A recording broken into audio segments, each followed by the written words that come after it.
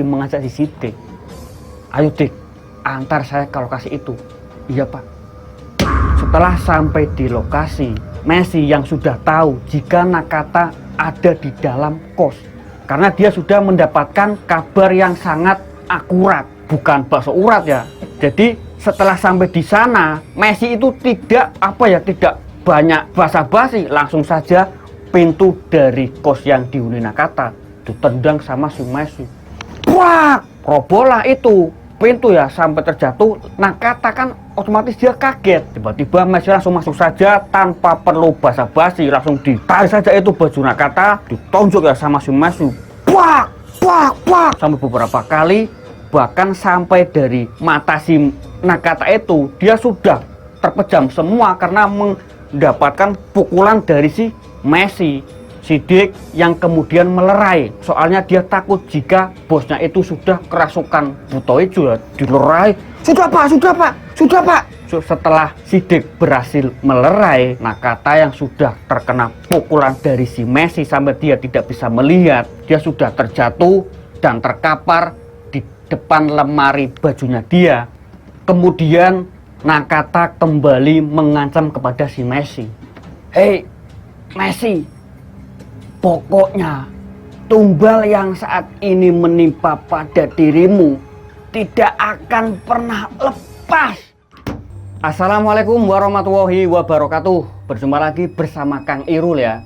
Tapi sebelum masuk ke ceritanya, ini Kang Irul minta maaf dulu karena kemarin Kang Irul sempat ada kendala lah, ikut salah satu tim tekor ya kemarin, sampai pada akhirnya Kang Irul jadi tepar sampai beberapa hari. Oke, pada kesempatan kali ini Kang Irul akan melanjutkan cerita yang kemarin ya, yang sempat tertunda itu. Seperti apa kelanjutannya? Tidak usah lama-lama lagi, kita langsung masuk saja ke ceritanya.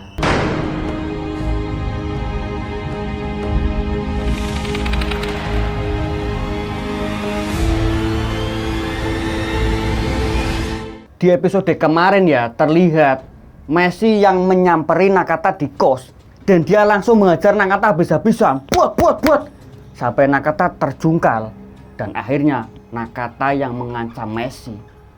Nakata yang mengancam Messi tapi dengan balik badan yang salah. Hei Messi, pokoknya tumbal yang saat ini menimpa dirimu tidak akan pernah lepas. Setelah Nakata mengancam Messi, dia pun pulang.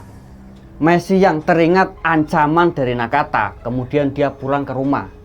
Sampai pada akhirnya Messi pun sangat putak sekali, dia sangat stres. Kemudian dia mempunyai ide untuk mengajak Alex pergi camping di salah satu tempat.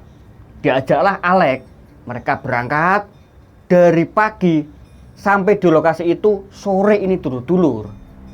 Tibalah mereka di lokasi. Alex dan Messi langsung mendirikan tenda nih. Mendirikan tenda, setelah mereka selesai, Messi langsung membakar kayu bakar biar hangat. Tapi sembari itu mereka tidak lupa memasak apa nih biar cemilan untuk menghangatkan tubuh ya. Di sini ternyata si Alex dia sudah membawa kayak daging itu, daging babi cincangan. Tapi di sini Messi tidak tahu jika itu ternyata daging babi. Alex bilangnya kepada si Messi, Lex, daging ayam baru nih, ayam hutan.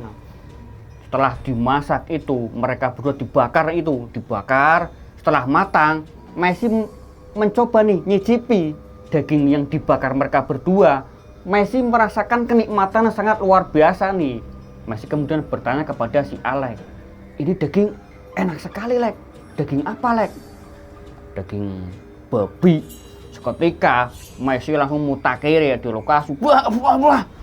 Sampai Alex pun tertawa terbahak-bahak melihat temannya itu sekarang bisa lepas. Terlepas itu berarti dia tidak putak lagi. Hingga pada akhirnya mereka telah selesai makan bersama. Messi kemudian curhat kepada si Alex. Ini berarti terjadi sudah menginjak malam. Messi pun yang bercerita panjang lebar kepada si Alex. Dari segala permasalahan yang selama ini dia rasakan. Kemudian Alex pun menasihati temannya itu, "Sudahlah Mes, kamu nggak usah terlalu bersedih, tenang saja, masih ada saya ya." Alex yang kemudian tangannya itu meraba-raba paha si Messi. "Kalau kamu pacaran sama cewek mati terus, mending sama saya saja, banteng, otomatis saya nggak mati." "Ah, kamu ini, nggak mau jijik." Akhirnya mereka pun larut dalam bercandaan yang sangat bahagia. Pagi harinya, Messi dan Alex, mereka yang sudah terbangun dari tidurnya, mereka memutuskan untuk jalan-jalan nih, menelusuri lokasi yang mereka saat ini camping ya dulur-dulur. Setelah mereka cukup jauh, ternyata mereka itu berjalan di salah satu area yang sangat mengerikan. Ternyata di bawah mereka itu jurang. Alex dan Messi, mereka yang teman akrab, sampai sempat-sempatnya masih bercanda. Hingga pada akhirnya Alex yang tiba-tiba dia terpeleset dan dia jatuh ke jurang. Sampai dia sempat meneriakkan kepada si Messi. Alex yang terjatuh memanggil si Messi, "Mas!" Jatuhlah Alex ke jurang. Sampai kepala dari si Alex itu menghantam randa ini yang ada di belakang, yang ada di bawah sedang mandi. Enggak lah, masa ada randa di jurang. Alex menghantam batu ini dulu sampai kepalanya itu pecah. Messi yang melihat dari atas, dia langsung histeris melihat sahabatnya itu meninggal dalam keadaan mengenaskan. Messi yang berteriak memanggil nama si Alex, "Alex!" Seketika para pengunjung yang ada di situ ya, yang mereka juga sedang camping, mendengar teriakan dari si Messi. Mereka langsung berbondong-bondong mendekati si Messi. Hingga Messi berkata kepada orang-orang yang ada di dekatnya, jika temannya itu telah jatuh ke jurang. Messi meminta pertolongan kepada orang-orang untuk membantu mengevakuasi sahabatnya itu dari jurang tersebut ini dulu-dulu. Warga yang membantu evakuasi dari si Alex, kemudian dari pihak pengelola pun menghubungi tim SAR. Sampai pada akhirnya tim SAR pun berhasil mengevakuasi jenazah si Alex. Messi yang melihat dari atas, melihat para tim SAR mengevakuasi jenazah si Alex itu. Alex sempat berteriak dan sempat memarahi kepada tim SAR. Kenapa dulu-dulu? Karena tubuh dari si Alex itu sempat bercucuran, itu berhamburan ya, dari kepala itu sempat pada berjatuhan itu organ tubuhnya. Sampai Alex itu, sampai si Messi memaki semua tim SAR. "Pak, hati-hati, itu teman saya Pak, tubuhnya itu pada jatuh, kerja yang benar dong, gimana sih?" Akhirnya tim SAR pun mereka juga merasa sangat tidak enak karena mereka merasa bersalah, tidak berhati-hati mengevakuasi jenazah sahabatnya itu si Messi. Akhirnya dari salah satu tim SAR meminta maaf kepada si Messi. Iya Mas, maafkan saya Mas." "Ya benar Pak, itu sahabat saya Pak." Iya mas." Setelah cukup lama, bahkan hampir setengah jam lebih, mayat dari si Alex bisa sampai ke atas. Sampai pada akhirnya Alex pun dibawa ke rumah untuk dikebumikan. Di saat acara pemakaman Alex, tiba-tiba Messi di sana dikejutkan melihat adanya Nakata ini dulur-dulur. Messi seketika dia langsung emosi, dia menggenggam tangan sampai bunyi kremut-kremut ya, kremut sampai ototnya itu keluar semua sini ya. Tapi di sini Messi kembali berpikir, dia tidak mungkin melakukan hal yang anarkis di depan para pelayat ini dulur-dulur. Dia hanya bergumam, "Nakata, kenapa kamu ada di sini? Sial kamu Nakata." Tapi Messi mencoba meredam amarahnya. Sampai selesai acara pemakaman si Alex, akhirnya Messi tidak lupa untuk dia pulang terakhir karena dia ingin mendoakan sahabatnya untuk yang terakhir kalinya ini dulur-dulur. Messi yang sudah selesai mendoakan sahabatnya itu ya, Alex, Kemudian dia langsung buru-buru datang ke kosan si Nakata. Tanpa pikir panjang lagi, Messi langsung menghajar Nakata. Ini dulur-dulur, dipukul lagi itu Nakata, buat. Sampai Nakata itu sudah ampun-ampunan, tapi Messi tidak pandang bulu, kepret anjut sama si Messi ya, buat.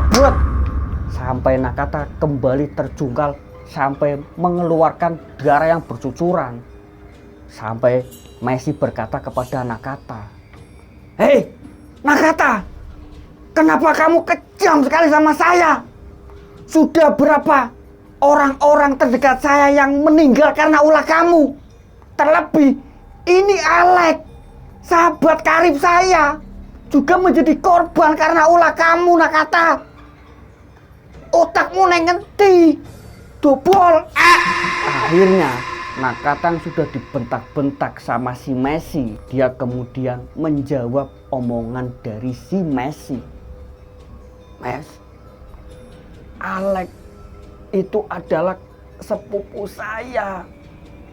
Messi yang tadi sudah terbakar amarah mendengar jawaban dari Nakata jika Alex ternyata itu adalah saudaranya. Seketika Messi langsung redam amarahnya ini dulur-dulur. Dia menyesal karena dia telah memukul Nakata tanpa ada sebab yang jelas.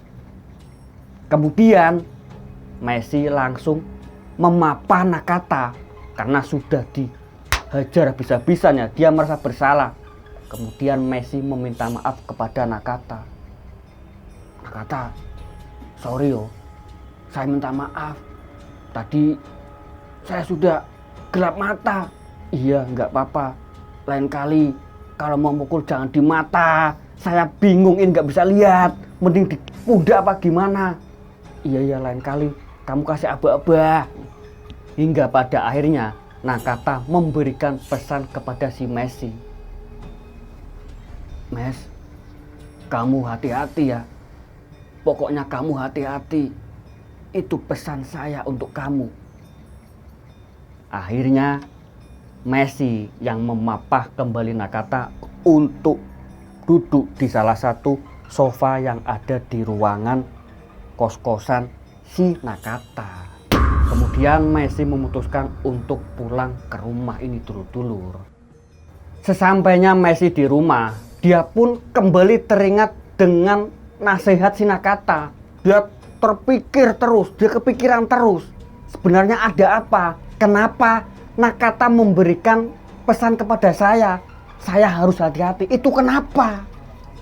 Messi yang penasaran dengan pesan Nakata sampai beberapa hari, sampai dia tidak tenang. 5 hari ke depan, akhirnya Messi kembali datang kos milik Nakata. Setelah sampai di sana, ternyata warga yang mendengar ketok-ketok suara si Messi menyamperi si Messi. "Mas, nyari siapa mas?" "Ini saya nyari Mas Nakata bu." "Mas Nakata?" "Iya." "Sebelumnya minta maaf mas." "Loh, minta maaf kenapa bu?" "Mas Nakata 3 hari yang lalu mengalami kecelakaan." Warga yang memberitahu kepada si Messi jika Nakata itu telah mengalami kecelakaan yang hebat. Dia mengendari sepeda motor, ingin membeli rokok Sinatur di Indomaret. Dia tertampar truk ini dulur-dulur. Pak! Sampai organ tubuhnya separuh itu terlindas. Messi yang mendengar penjelasan kronologi kecelakaan yang menimpa Nakata, dia langsung memutuskan untuk ulang ini dulur-dulur.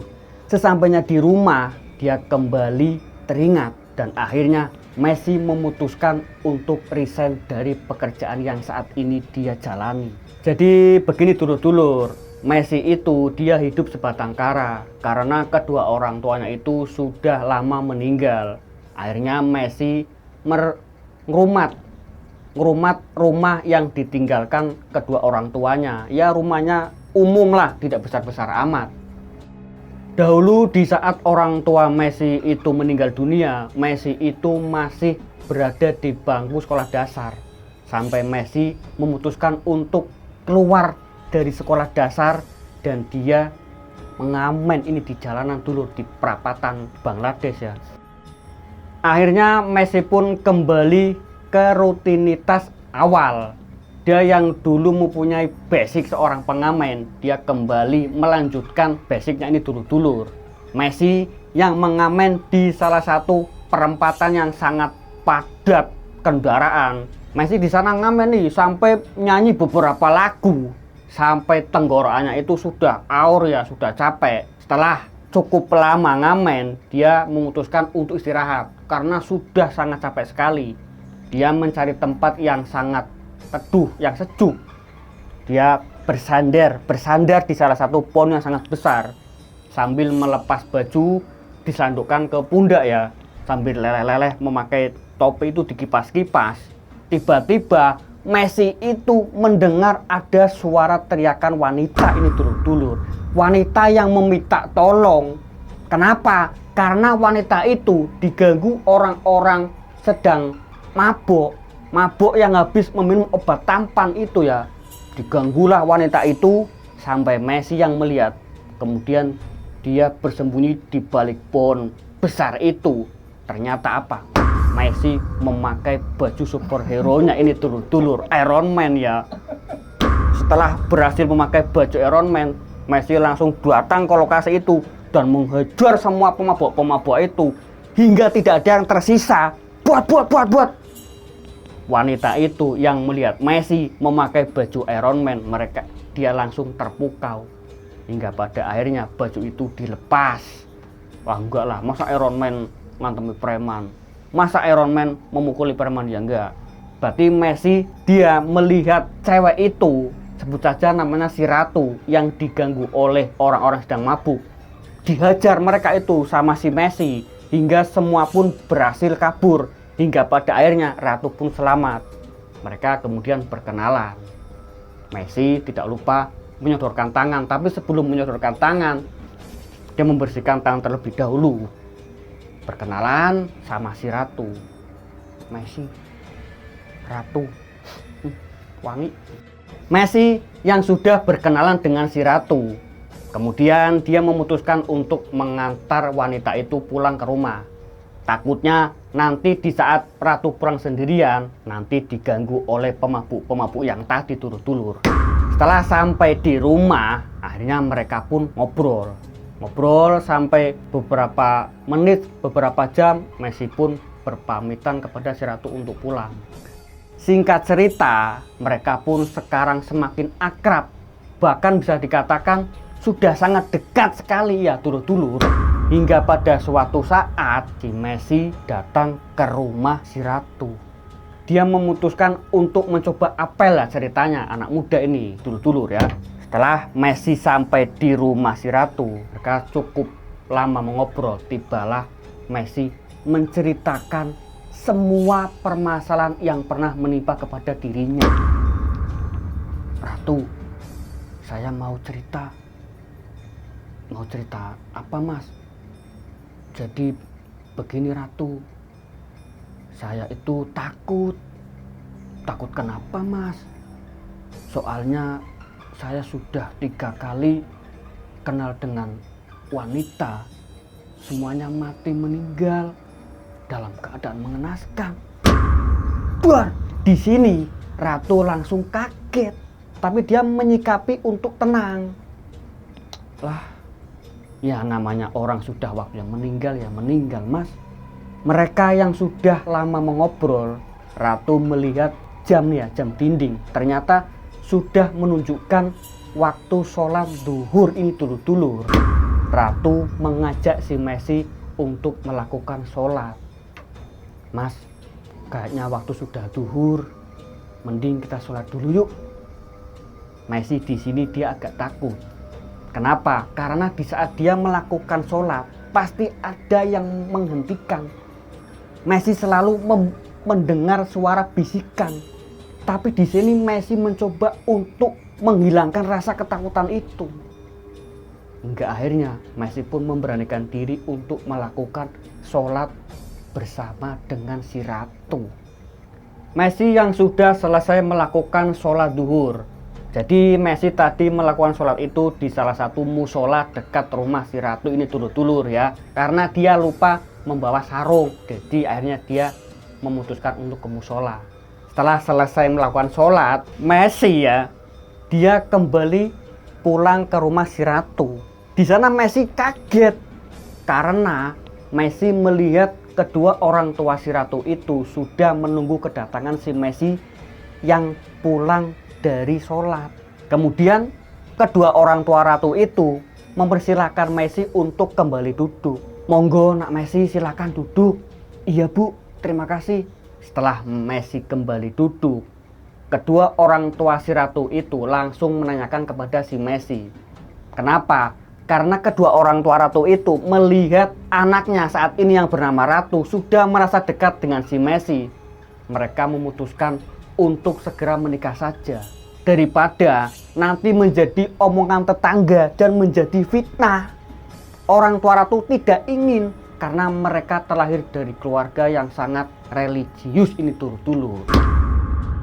Kemudian Messi yang mendengar penuturan dari kedua orang tua si Ratu, dia memaparkan jati dirinya saat ini kepada kedua orang tua si Ratu. Bu, Pak, ngapunten, Messi hanya seorang pengamen pak. Bu, apa kiranya panjenengan mau menerima saya? Kedua orang tua Ratu melihat ketulusan dari si Messi. Dia akhirnya menerima Messi dengan lapang dada, tidak melihat asal usul dari si Messi. Setelah mereka selesai mengobrol serius, Messi kemudian berpamitan kepada kedua orang tua si Ratu. Ya udah Pak, Bu, Messi pamit pulang dulu. Messi mencium tangan kedua orang tua si Ratu, dari ayahnya sampai ibunya sampai dengan calon istrinya. Tidak lupa cium kening dulu. Messi pun pulang. Dalam perjalanan pulang, ternyata Messi masih mempunyai kerabat nih dulur-dulur. Berarti kakak dari ibu kandung si Messi, Pak D ya. Kemudian Messi memutuskan untuk datang ke rumah Pak D-nya. Jika Messi ingin menikah dengan salah satu orang wanita yang saat ini dicintainya. Setelah cukup panjang lebar Messi ngobrol dengan Pak D-nya, kemudian Pak D-nya pun merestui, dia mendukung jika keponakannya itu akan segera menikah. Messi kemudian pulang kembali ke rumah. Sesampainya di rumah, Messi masih teringat lagi ini dulur-dulur. Dia teringat, dia merasa ketakutan jika nanti Ratu itu juga akan mengalami hal yang sama. Ratu akan mengalami kematian ini dulur-dulur. Aduh, mati terus, kebak kuburan tengok. Pagi harinya, Messi yang sedang tertidur pulas. Ternyata Ratu sudah ada di rumahnya. Dia masuk ke dalam kamar si Messi. Dia membangunkan calon suaminya ya. Bol, tani bol. Enggak lah. Mas, bangun mas. Mas, bangun mas. Messi yang kaget. Kaget kenapa? Karena dia takut, karena dia merasa jika Ratu itu sudah meninggal. Kemudian Messi memegang kepala dari si Ratu. Hei, kamu masih hidup, Ratu? Kamu masih hidup ya? Ratu kan sedikit aneh. Kenapa dia dibilang masih hidup? Ya emang dia masih hidup. Kemudian Ratu tersenyum kepada si Messi. Kamu ini ya udah ilernya pateng drejes, air liurnya itu temetes. Dia mengatakan hal yang aneh. Kemudian Ratu menyuruh Messi untuk mandi. Udah, kamu mandi dulu sanalah, biar nggak bau anak bebek. Mandi. Terus kalau sudah selesai mandi, kamu sarapan. Itu saya sudah bawakan nasi bungkus dari rumah. Setelah kamu selesai sarapan, kamu nanti berangkat kerja. Yang semangat ya mas, yang semangat kerjanya. Sebentar lagi kan kita akan menikah ya. Oh iya dek, siap. Kemudian Messi langsung bergegas untuk mandi, sarapan, dan berangkat bekerja. Tibalah acara yang dinanti-nanti oleh si Messi. Messi sekarang sudah menikah ini dulur-dulur. Jejer seperti Werkudara ya, gagah berani dia duduk berdua di atas pelaminan. Sampai dia menerima amplop yang sangat banyak dari teman-temannya, mendapat sumbangan. Setelah acara selesai, jejer selesai, berarti duduk berdua di pade-pade selesai, masuklah mereka ke kamar. Di kamar, Messi dan Ratu yang membuka amplop dari teman-teman yang menyumbang mereka ya, dibukalah amplop satu persatu. Banyak itu ya, sampai pada akhirnya Messi yang membuka amplop tiba-tiba itu isinya 2.000 ini dulur-dulur. Walah, 2.000. Ini dibuka lagi itu. Wariban, berarti daun itu dulur. Kemudian Messi teringat dia pernah memaki sahabatnya salah satu ini bernama Dodo. Jangan-jangan Dodo ini nyumbang wariban, brengsek kayak Dodo. Udah apa-apa wis. Dibuka lagi sampai akhirnya sudah terkumpul banyak ini dulur-dulur. Kemudian mereka kembali rebahan sampai menginjak malam. Messi yang sudah 3 kali mengempet rudalnya itu, dia sudah tidak tahan melihat Ratu yang mempunyai tubuh yang sangat akhirnya tidak butuh lama dia langsung seperti bangkong tumpuan atas bawah ya, itu buat sampai lemas, sampai finish, hingga pada akhirnya Messi seperti endok ya, yang ngos-ngos tenaganya habis itu. Setelah cukup selesai istirahat, kemudian Messi ngobrol serius nih tentang masa depan mereka ke depannya itu bagaimana. Dek, iya mas, ini kita nanti gimana? Gimana apanya mas? Kita kan sudah menikah, otomatis kita harus mempunyai usaha. Kira-kira kamu mempunyai ide apa? Kalau Ratu sih terserah Mas Messi aja. Mas Messi maunya usaha apa? Kalau Mas Messi sih pinginnya jualan nasi goreng, Dek. Enggak apa-apa, boleh. Rame itu mas, Kedai Durian kan sangat rame pengunjung. Kita jajarin aja. Boleh. Yaudah Dek, nanti kita beli perlengkapan itunya ya, gerobak, kayak wajan, kayak segala macam. Iya mas. Setelah mereka selesai ngobrol, kemudian mereka melanjutkan untuk tidur. Hingga sampai pagi harinya, mereka terbangun, mandi, dan sarapan. Messi yang teringat dengan sosok sahabat yang telah mengingatkan dirinya, hingga sampai pada saat titik sekarang ini, dia kemudian bertanya kepada istrinya si Ratu. Dek, nanti selesai sarapan, mas ajak kamu ke makam ya. Ratu yang sedang menyendok nasi, dia seketika berhenti. Makam siapa mas? Makam sahabat mas Messi. Sahabat mas Messi? Emang siapa sih mas? Ini adalah sahabat mas yang sudah memberikan nasihat kepada mas, hingga mas saat ini bisa berada di sini, berada di posisi yang sangat mas inginkan, bisa menikah dengan kamu dan bisa kita mempunyai usaha. Iya mas, nanti Ratu mau diajak ke makam. Selesai mereka sarapan, kemudian mereka datang ke makam Nakata. Sesampai di makam Nakata, Messi langsung dia mengeluarkan air mata. Dia merasa bersedih. Kenapa? Karena dari awal Messi sudah mempunyai pikiran jahat kepada Nakata. Tetapi ternyata pikirannya itu salah. Justru Nakata dialah yang mengingatkan kepada si Messi untuk keluar dari pekerjaannya, sampai pada akhirnya dia bisa menjadi seperti ini. Dia bisa selamat, dia bisa menikah, dia bisa mempunyai usaha. Messi yang mengucapkan rasa terima kasih di atas makam Nakata sampai mengeluarkan air mata.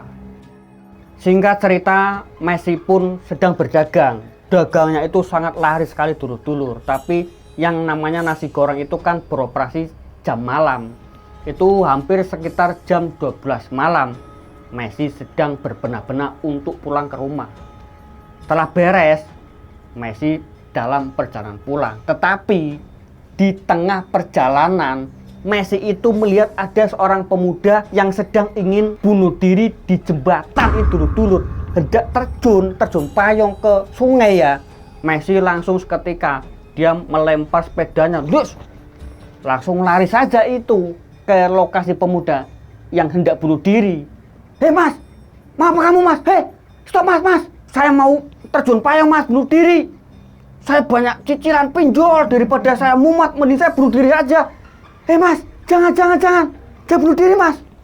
Akhirnya Messi langsung menarik tangan pemuda itu dari atas jembatan sampai mereka terjatuh. Udah mas, kamu ini jangan melakukan hal yang konyol. Itu gak baik mas. Itu adalah jalannya setan kosim. Mending kamu ikut saya saja, nanti benar-benar nasi goreng. Setelah Messi itu menyelamatkan pemuda ini, sebut saja namanya Vino Gibastini ini, dulur-dulur. Dari namanya saja sudah keren, tapi ternyata dia mempunyai cicilan pinjol. Kaku. Diajaklah pemuda itu ke salah satu warung yang ternyata masih dekat dengan lokasi itu, ya cukup jauh juga lah, 100 meter. Setelah sampai di warung, Messi bertanya kepada si Vino ini, Mas Vino, kamu itu kenapa? Kok kamu ingin melakukan bunuh diri? Jadi seperti ini mas. Bla bla bla bla bla bla bla bla. Setelah mereka ngobrol panjang lebar, Messi pun kaget mendengar cerita dari si Vino Gibastini. Sampai pada akhirnya Messi memberikan alamat kepada Mas Vino. Mas, ini kamu tak kasih alamat saja ya, nanti datang ke rumah saya. Vino yang melihat Messi menyodorkan alamat kepada si Vino, kemudian dia sorry apa ini mas, oke gas wadukmu, ini alamat saya, nanti kamu datang ke rumah saya. Sorry, wah selepet nanti kamu. Enggak dulur, ini bahaya. Messi yang sudah memberikan alamat kepada si Vino, kemudian Vino menerimanya hingga dia berkata kepada si Messi, iya mas, nanti besok saya akan datang ke rumah mas Messi. Kemudian Messi tidak lupa berkata kepada pemilik warung, Pak, nanti yang bayar ini ya Vino, saya pulang. Messi pulang. Keesokan harinya Vino langsung datang ke rumah Messi. Setelah sampai di rumah, mereka langsung ngobrol, langsung ke pokok intinya. Jadi bagaimana mas, kenapa mas Messi menyuruh saya datang ke rumah? Jadi seperti ini mas Vino. Kemarin saya mendengar penjelasan dari mas Vino tentang apa yang dialami sama mas Vino itu. Ternyata saya juga mengalami mas. Saya pernah mengalami persis dengan mas Vino. Terus sekarang mas Messi kok bisa selamat? Begini mas, kamu tak kasih saran, pokoknya hari ini juga kamu harus keluar dari tempat pekerjaan kamu, titik. Vino yang mendengar nasihat dari si Messi, dia langsung menerima. Dia yes, pokoknya lah ingin keluar dari tempat pekerjaan itu. Tetapi Vino dia kembali penasaran. Jadi seperti ini, kamu pernah datang ke salah satu warung yang bernama, iya mas, iya. Kamu pernah dikasih brosur kayak brosur pekerjaan enggak? Iya mas, pernah. Saya juga. Terus kenapa mas? Nah dari situ saya mengalami hal-hal yang janggal. Sampai pada akhirnya saya sempat diingatkan salah satu sahabat saya yang bernama Nakata. Dia yang saat ini sudah meninggal mas. Kenapa dia berani memperingatkan kepada saya? Karena dia ternyata sudah mengalami hal yang sama mas. Dia menyuruh saya untuk berhenti dari pekerjaan tersebut. Hingga pada akhirnya saya bisa selamat. Saya bisa mempunyai usaha. Saya bisa menikah. Dan ini saya kembalikan kepada mas Vino. saya menyuruh Mas Vino untuk segera keluar dari tempat pekerjaan Mas Vino. Jadi seperti itu, Mas. Iya, Mas. Kalau Mas Vino ingin selamat, keluar sekarang. Sampai pada akhirnya mereka berdua yang penasaran. Lantas mereka memutuskan untuk kembali datang ke warung yang dulu mereka pernah dikasih brosur ini, dulur-dulur. Mereka setelah sampai di sana, tempat persis di warung yang dulu mereka dikasih brosur, ternyata di sana itu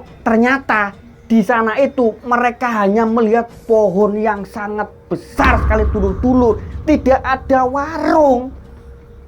Bagaimana ini, dulu ada warung kok sekarang jadi pohon besar? Sing mindah siapa? Ramadan. Messi dan Vino yang plongar-plongor seperti orang mau ketulup ya. Dia kembali bersandar di pohon besar itu. Dia seakan itu bingung. Dan tiba-tiba Messi dan Vino melihat ada seorang membuka gerbang rumah sangat besar. Wah, yang dulu Messi pernah mengamen di rumah tersebut. Keluarlah itu mobil yang sangat mewah sekali ya, yang kenceng sehabis disetrika. Ternyata ada kaca mobil itu yang di belakang itu terbuka separuh. Messi dan Vino melihat ada sosok lelaki yang sedang berada di mobil itu. Ternyata itulah penjual yang dulu pernah ada di warung yang pernah memberikan brosur kepada Messi dan Vino. Jadi begini ya dulur-dulur, pokok dari permasalahan yang saat ini ternyata itu diawali dari Nakata. Nakata yang ternyata sudah mengalaminya terlebih dahulu, hingga akhirnya jatuh ke Messi. Tetapi Messi berhasil selamat karena dia diberitahu oleh Nakata, dan Messi kemudian memberitahu lagi kepada si Vino. Dan akhirnya kabar ini semakin mencuat, sangat booming sekali ya. Sampai pada akhirnya PT yang dulu Messi dan Vino itu bekerja sekarang mengalami bangkrut. Dan kabar terakhir katanya yang mempunyai PT itu meninggal dunia. Ternyata yang mempunyai perusahaan itu adalah sang penjual kopi itu ya dulur-dulur. Keluarganya sekarang tidak ada yang selamat. Mereka meninggal sampai tidak ada yang tersisa. Wes, tidak ada kata-kata hari ini. Sekian, Kang Irul pamit undur diri. Wassalamualaikum warahmatullahi wabarakatuh.